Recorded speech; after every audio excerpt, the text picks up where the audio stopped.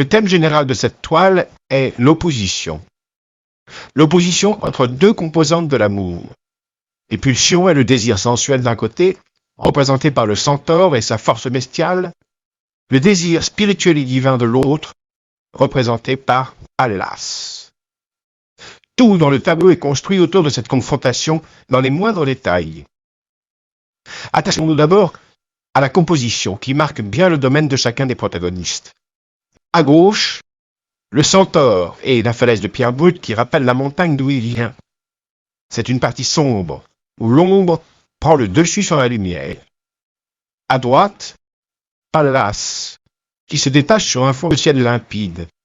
Cette partie lumineuse semble affronter et enfoncer la zone sombre du centaure. Le bras clair de Pallas y fait même une incursion. Botticelli peint donc bien un combat entre la lumière, le divin, et le côté sombre, animal même, de l'homme. Ainsi, la composition met en valeur l'opposition des deux protagonistes. Encore faut-il qu'ils soient eux-mêmes différents et réellement opposés dans leurs apparences et leurs caractères. Les deux personnages se font face, ou plus exactement, Pallas oblige le centaure à la regarder. Il évite son regard, mais ne peut se dérober. Regardez comme les deux visages sont dissemblables. D'un côté, la couleur sombre de la peau du centaure, à peine illuminée par le rayonnement de Pallas. L'expression est angoissée, les traits sont tirés, la chevelure est désordonnée. Tout respire la sauvagerie et la peur de l'animal traqué. De l'autre côté, Pallas et son visage lumineux, tout de beauté et d'harmonie, la chevelure savamment ordonnée.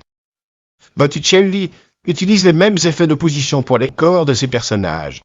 Le fourbe centaure, au corps puissant et noueux, se détourne vers l'ombre, même son arme reprend l'aspect tortueux de son caractère. Pallas, au contraire, n'a rien à cacher. Elle fait face au centaure. Elle incarne la beauté et la grâce telles que Botticelli a aimé les peindre dans le printemps. On retrouve donc partout cette opposition, par la composition, dans les visages et les postures, et jusque dans les moindres détails, où la bestialité sombre de la passion s'oppose à la beauté sophistiquée et intelligente de la spiritualité.